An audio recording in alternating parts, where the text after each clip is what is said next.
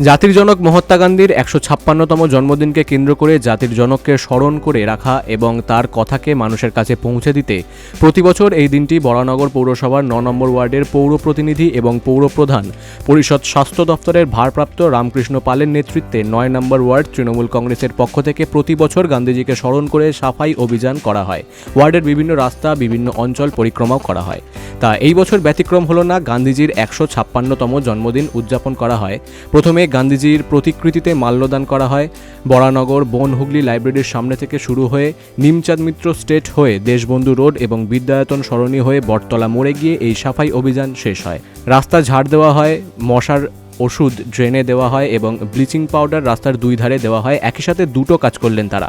একদিকে গান্ধীজিকে স্মরণ করে সাফাই অভিযান, তার পাশাপাশি এখন ডেঙ্গির মরশুম শুরু হচ্ছে, সেক্ষেত্রে অনেকটাই কাজে লাগবে এই সাফাই অভিযান।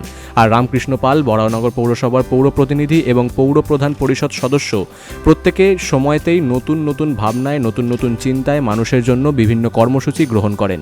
তাই এবারও ব্যতিক্রম হলো না। মহাদশমীর সকালে গান্ধীজিকে স্মরণ করে সাফাই অভিযান করা হলো। কলকাতা থেকে মনোজ দাসের রিপোর্ট, বিগ নিউজ বাংলা।